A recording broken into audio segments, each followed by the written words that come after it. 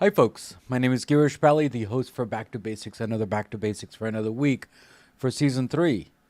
Today, we're going to speak with Dagna Bieda, and we're going to find out how to pronounce her last name. That's the first thing.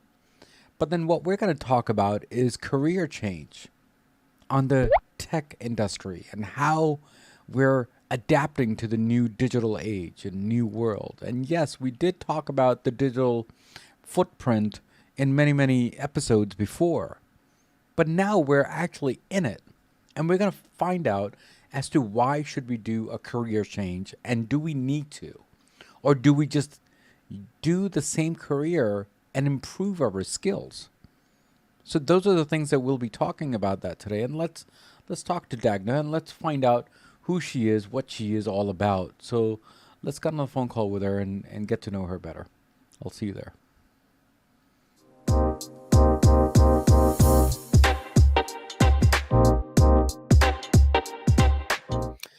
Hi, folks. My name is Girish, the host for Back to Basics, another Back to Basics for another week. Today, we're going to speak with our guest again, second time. Her name is Dagna, and we are going to be talking about career change, and we're going to talk about as to what do we need to get into or do to get into technology field. Do we need to get into it? That's the first thing what we need to find out, right? But the world that we live in is the digital world, so I think we should. But why don't you be the judge of that when we get on the call today with our guest, and we'll figure out as to what does it take to be in a digital world, and Dagna is the person to chat with, and why don't we do that? So Dagna, how are you? And thanks for coming to Back to Basics.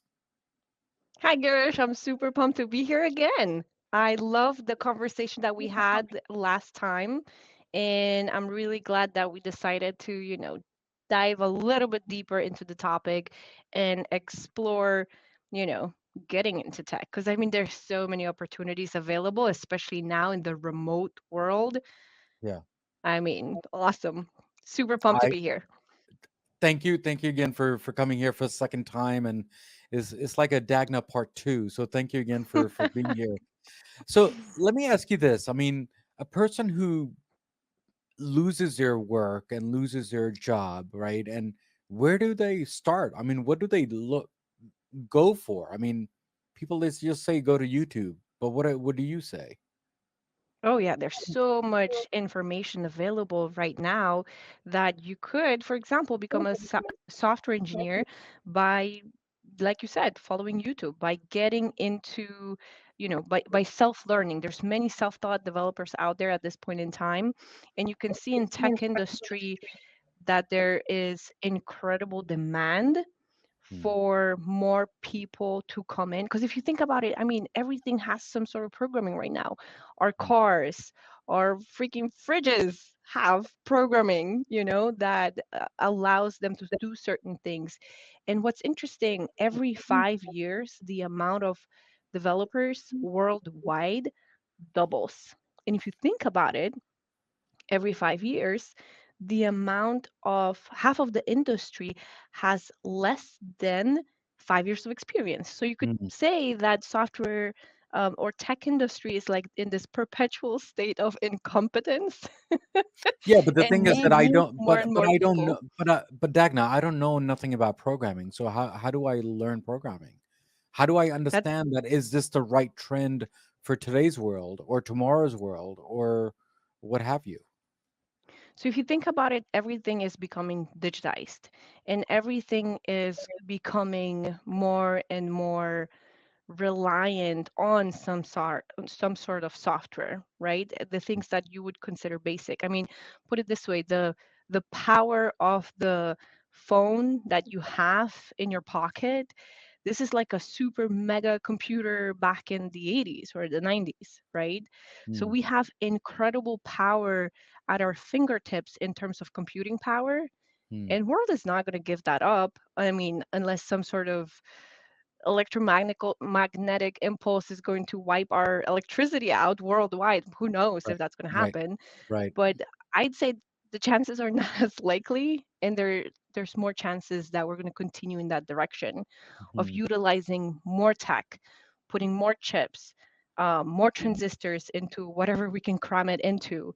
I mean, Mm. there's a lot of talk about wearables, right? Where you're having technology sewn into your clothing so that now you can track your body posture or your gait, how you're walking, whether or not that's giving you a back pain.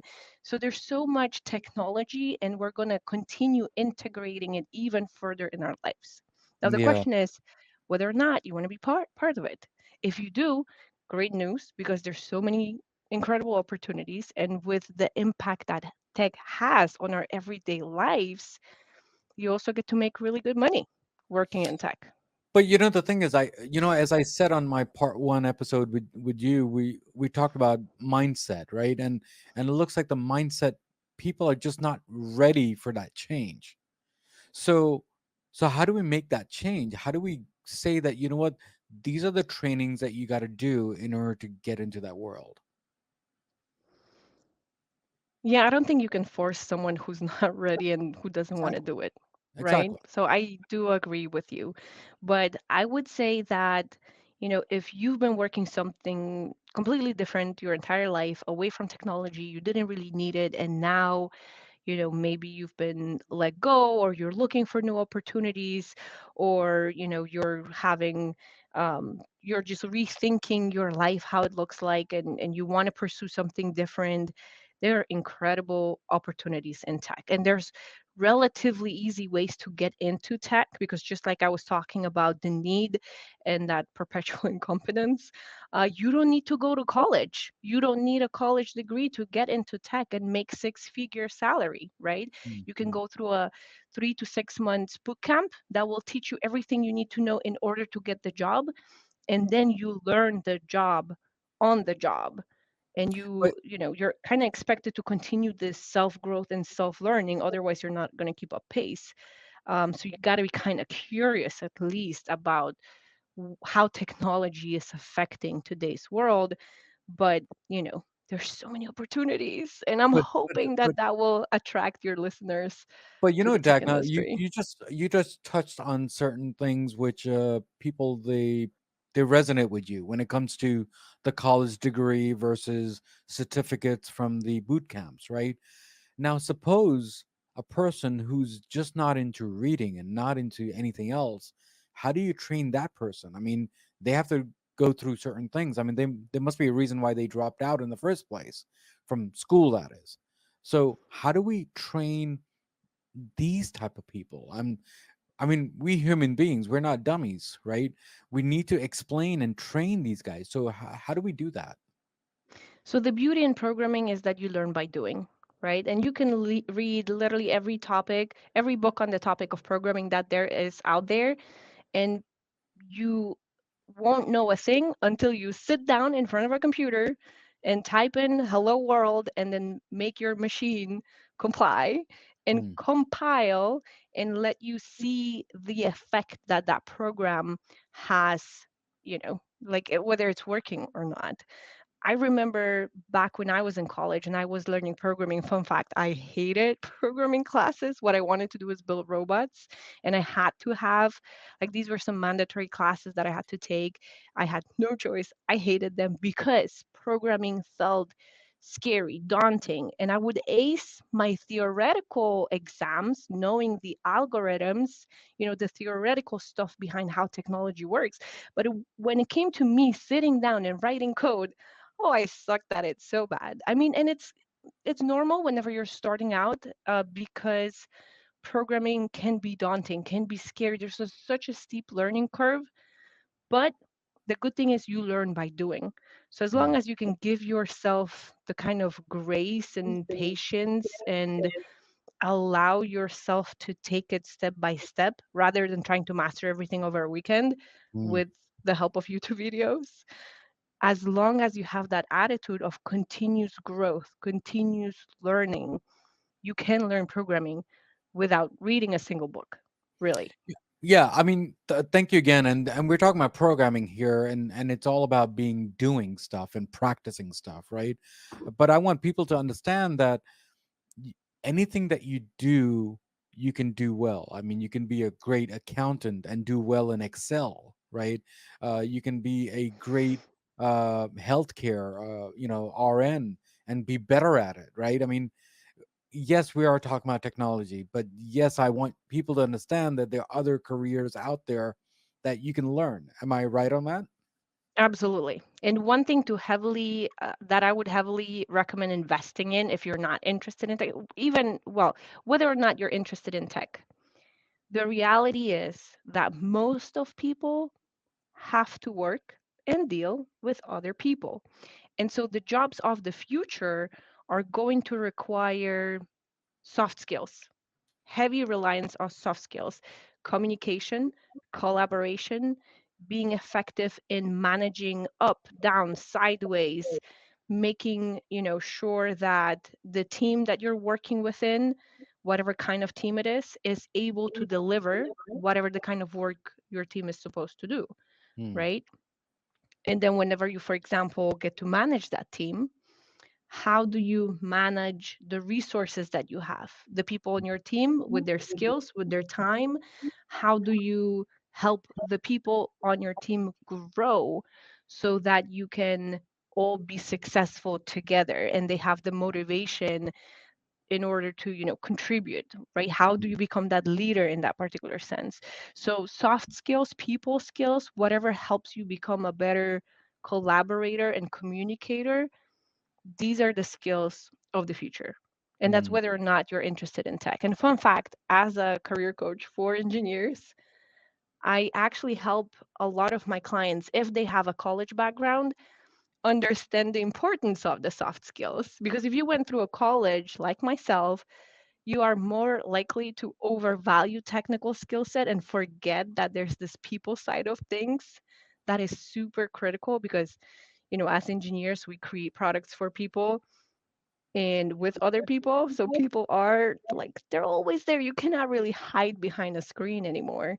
Hmm. Um, and then when I work with with boot camp grads, what happens is someone who is a career changer and gets into tech industry, gets to be a software developer, software engineer, and wants to be a people leader, oftentimes these folks have incredible people skills that they brought from their other career, right? Hmm. So for example, if you were in sales, it will be so much easier for you to be an engineering manager.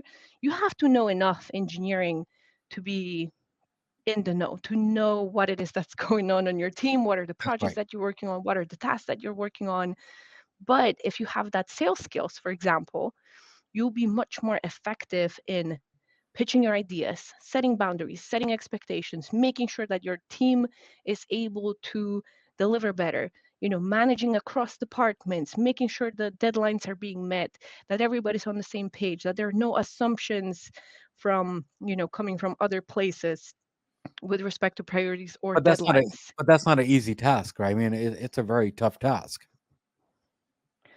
Well, it really depends on what kind of skill set you have, Yeah. right, Yeah. Girish? So it's Yeah. really what is it? What's the question at the end of the day is what's the value that you initially as an individual contributor can bring to the company you are trying to work for? Because at Hmm. the end of the day, businesses are hiring people in order for those people to contribute in some way, shape, or form to the business that is trying to make money, save money, get more customers, retain customers, all stuff like that. So whether you're an engineer, whether you're a salesperson, whether you're a nurse in RN, well, probably that's a bad example, getting into medical fields, although maybe not in the States. I mean, anyway, at the end of the day, you're there to serve a purpose and bring value to the organization that you're working for.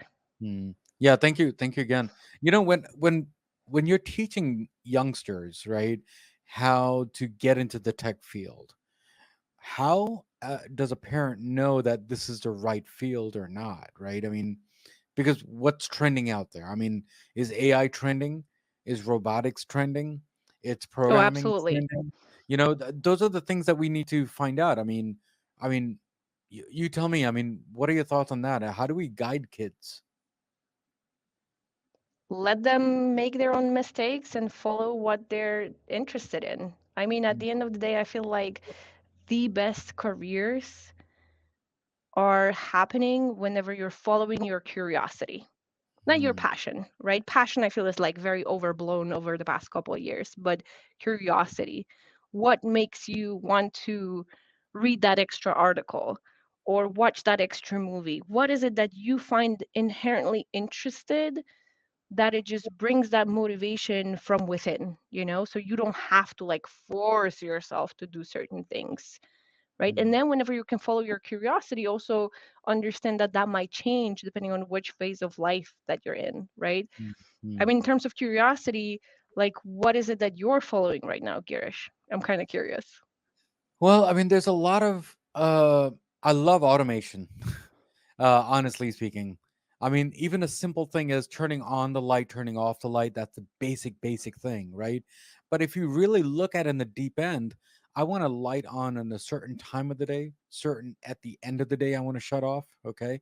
Those are the basic things. The other thing, which maybe I might get into, it might not, I really don't know, automated blinds. When the sun, we're waking up in the morning, automatically it just goes up. Are we lazy or are we making ourselves efficient? I mean, they're two different things now, right? Uh, but when it comes to IoT, I think I'm very much into automation. I don't know about you.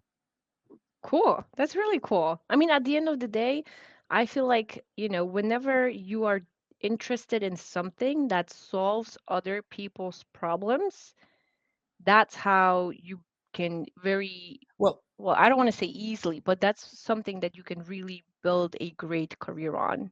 here's another thing, right? I mean, we have Nest and thermostats at home, right? When we go away from home, guess what happens to my Nest? It shuts off because no one's at home. So when I come back, and when it calculates the GPS that, oh, I'll be home in less, let's say 40 minutes, it'll take you at least an hour to turn on the air conditioning or the fan, right? So it turns on while that GPS happens. It's all about automation. It's all about AI, right? Uh, I feel that we're living in a world that it's too much or too less, or we're just right. I mean, those are my statements. What are your thoughts on that part? It really depends on where you focus on. Right. That's kind of my way of thinking because you can see too much of something in the world if you're really focusing on that, or too little of something else if you're not paying attention enough. Hmm. So the balance for me is understanding what is your perspective? Where is that perspective stemming from? Are you doing something because that's your autopilot? That's how you're, kind of going back to the previous episode that we recorded. Is that something that you were programmed by your entire life to do this particular way and you're doing it just because you've been doing it your entire life? Hmm. Or is this something that you are being mindful about and pursuing because that brings more value into But your life? Dagna, you just mentioned it earlier that we're resolving issues, right? I mean, there are certain things which I've not even mentioned that suppose if I have a water leak at my water tank, okay, it notifies me that there is a problem instead of me getting a flood. So I'm being proactive instead of being in a reactive mode. So I think these type of technologies are here to help us instead of making us lazy. Yeah, I agree. I agree. And I would say that technology, in terms of intent, was created to make life better, easier, so that humans could focus on things that are more worthwhile focusing on, right? Like asking yourself a question, if I were to die tomorrow, is this the legacy that I want to leave behind? Or is there anything that I would now change in how I do things, how I live my life? Kind of like I know you're very zoomed into the automation right now, and I'm kind of zooming out very rapidly. And okay, but how does that automation apply to my life, right? Um, I hope I'm not driving off the road here and off the No, topic you're too totally much. fine. No. Go for it. Go for it. Go for it. Yeah, so with your proactivity, I agree it's important to be proactive in terms of not letting your house to flood, in terms of asking yourself what is it that you want to do with your life, And I mean, Garish, if you were to for example, paint a picture of how the next 50 years of your life are going to look like, right? Mm. How would they look like? I really don't know. I never really thought of it that far. I mean, I've thought of the next 5 years of what I'm going to be doing. Because you know what, these technologies are running really fast, and this programming world that we're living in is running fast, right? So honestly, whatever I'm going to say for the next 5 years, I think is going to be bogus, because next 1 year, a lot of things are going to change. So me thinking 50 years ahead is going to be very different. So me answering your question about legacy, I really don't know. But when it comes to life, I can tell you what my answer is going to be. But when it comes to technology world, I really don't know. Yeah, that's me being my usual tough love coaching self, Yeah, asking yeah, difficult questions, and people of are course. like, why are you asking me that? Like, I never had the time or chance to even think about it. I don't know. And that makes sense for most of us, right? But in terms of like for myself, when I think about where would I be in the next 50 years, where would I want to be, right? It would be something along the lines of someone who, had a life worth living, Hmm. had a life without regrets, who followed her curiosity and was trying to be the best version of herself. And that is something that I have an answer for because I had the opportunity to be asked that particular question by someone Yeah, else but and then Dagna, try you, to you answer it, right? but Dagna, you tricked me, okay? Because that question was more for life, not for technology. When it comes to technology, I really don't know what the answer is. Fair, fair. What I think about technology is like looking at code, right?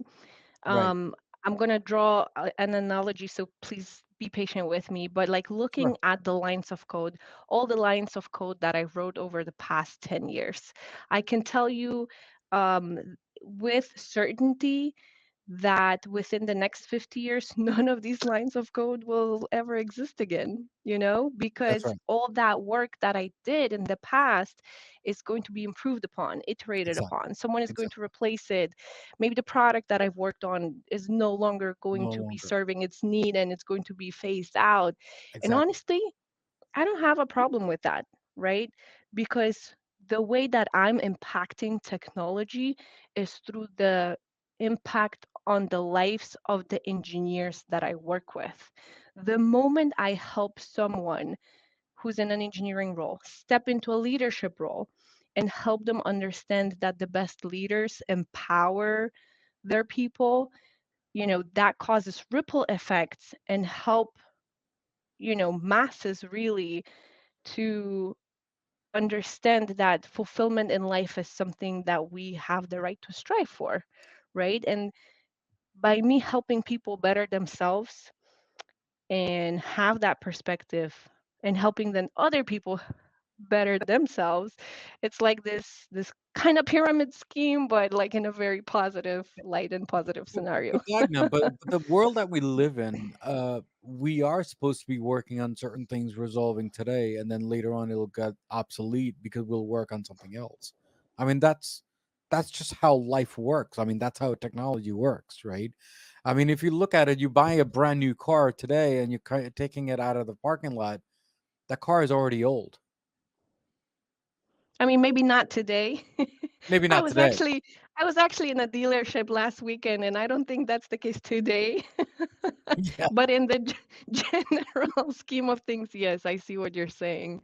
Yeah, so I Yeah. mean, it's going to be obsolete. It's going to be a life of cycle. It's going to be a technology cycle. So Dagna, on this season 3, we have a rapid fire. So Okay. how about if I ask you this question? I think you were prepared last time, so I'm going to go and throw you out something else here. All right. Um, I'll try my best. The okay, good thing that I already played that game, so I already know kind of like what's okay. going on. So career, Fulfillment. programming, Fun career. college. Something I would probably reconsider if I was 18 years old right now. Okay, technology schools. Oh, are you talking about boot camps here? Yeah, Like, or are you talking about I'm technology talking. schools like I'm as an talking umbrella of technology like like everything? technical schools, like technical schools. Oh, like vocational schools that prepare you for a particular job? Yes, yes, that's correct. Okay, so my first thing that came to mind is something that has been dismissed, and it wasn't right to do that, right? Mm, mm, And I'm glad that it's back on the rise. mm. Certifications. Most of them useless. Okay. Six figures. Good place to start. By doing. The best way to learn and experience. Communication. What was that? Communication. Oh, communication. Okay. The most important skill you never knew you needed to work on. Okay. Soft skill.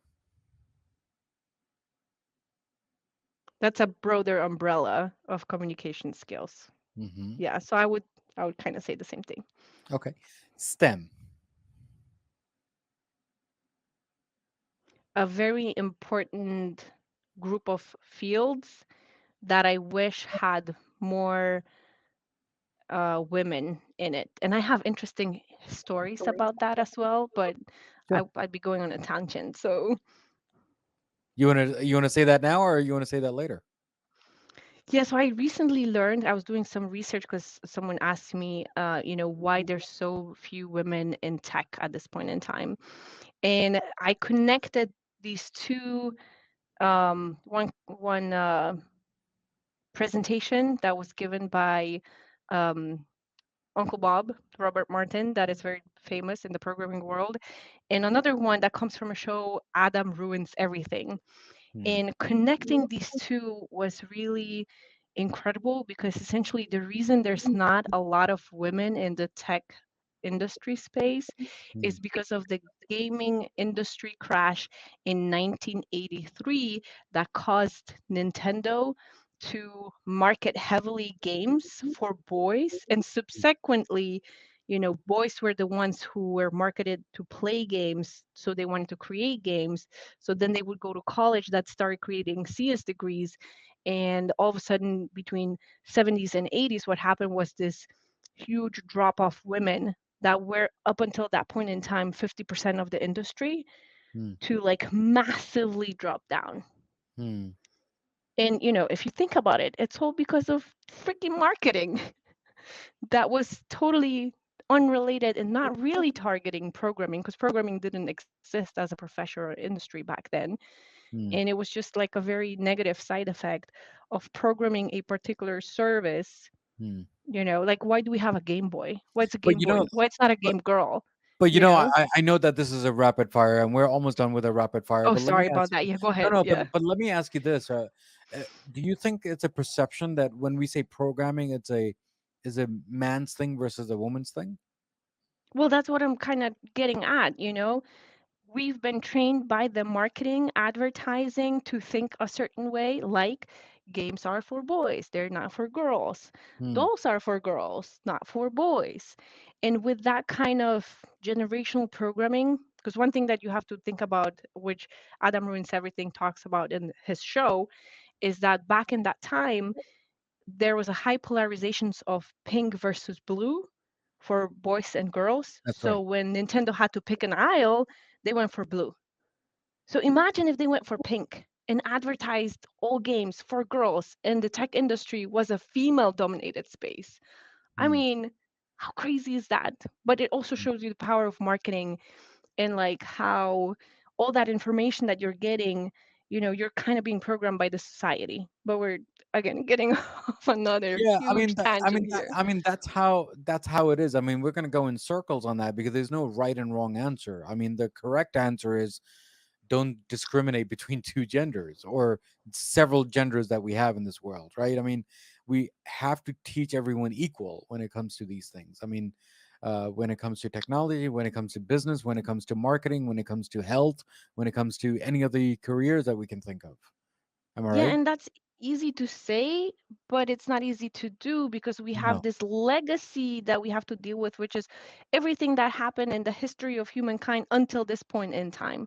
Yeah. right? And we cannot Yeah. just dismiss what happened because all that informed our programming, how we think, what kind of biases we operate under, what are the limiting beliefs that we have that are affecting how we're thinking, how we're doing things. So yeah, that's a huge off Yeah. tangent, and we I mean, could there's have a, a third episode on that topic. there's a show that I was watching, Outlanders, a few years back, right? And one of the episodes that she's a doctor, right? Uh-huh. So when she goes back in time, she becomes some type of voodoo, doctor or Which whatever, right? hmm A witch, exactly. they almost tried to And burn her, right? so here's the question, right? When she advertised on the newspaper or article back in the time, she actually said doctor, whatever the name was, but a male doctor, right? Instead of a female, because back in the days they used to make fun of girls who became doctors. They're supposed to be nurses, not doctors. So I think it's going on for years and centuries when it comes to this, and that's a whole separate topic altogether. But do you understand what I'm saying? I mean, this is exactly what you just said about the programming, your brainwashing, saying that it's a guy thing versus a girl thing. Yeah, yeah. And if you think about it, for a lot of, minorities in the States or immigrants in the States, if you think how we've been portraying people in Hollywood movies, only that, like that is a huge, huge, um, I don't even know how to call it, but it has a huge impact on how we shape those programming of people, everybody who watches those kinds of movies, right? So that's where a lot of stereotypes come from. Yeah, yeah, So yeah, yeah. I Thank you mean, again. And two more words, I promise. For the okay, going back to game. Yes, okay. reset. So the game. Okay. So the two words are curiosity. Something I hope more people allow themselves to follow. Okay, and the last word, legacy.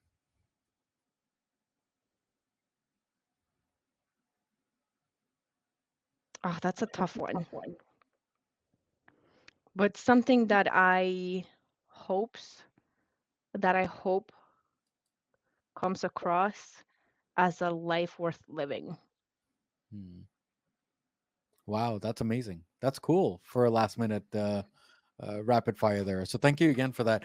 Dagna, we've talked a lot from part one and part two of these episodes, and what I've learned from you is that there's so much that we still have to learn when it comes to the career, when it comes to programming, when it comes to IoT, when it comes to working from home and not work life balance. And those are the things that I've learned from you. So now the question is that you just recently just said on the rapid fire about certifications, and you don't think that it's worth it. But why are companies pushing people to get certified? Is it because we don't know much and we need to be certified, or what do you think, the skills don't matter anymore? So what I've seen, being, someone who transitioned out of like very formal education degree to like a tech industry, which is very, I would say, modern and flexible and has so many opportunities and different kinds of thinking, and is really trying to make change or the forefront of DNI and all these other initiatives that are bringing more fairness into life through technology, which there's still so much work to do, but I mean, at least the tech industry is doing something. Um, so yeah, with that in mind, one thing that I've observed making that switch from college, having, I do have a master's degree. If I were to go to school again, I'm not sure I would pursue having college degree. I mean, granted, I did it back in Poland, so it was free education. I didn't have to pay for it, so it's a different economy too. So maybe I would do it because it was free and it was awesome party time. But that's again a tangent off tangent. Going back, when I went from college to the tech industry, what I've noticed is Hmm. you can have whatever certification and title or master's degree from whatever college you want to have. If you don't have the skills, for example, in the programming interview or on the job, you're not going to make it. you have to have the skills, right?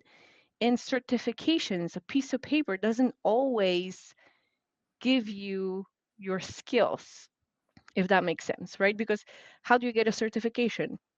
Typically, you have to pass a test, and you can learn how to pass a test and not really have this, excuse me, and really not really have the skill of doing what you're supposed to be doing. So then the certification isn't entirely, you know, entirely valid in this particular case. So it's a case by case basis, but Mm, what I believe in is what you can show for what you've done in life, the evidence of your skill rather than having a piece of paper. Now there are situations when a piece of paper is equivalent to that proof of skill, but a lot of the time it's not.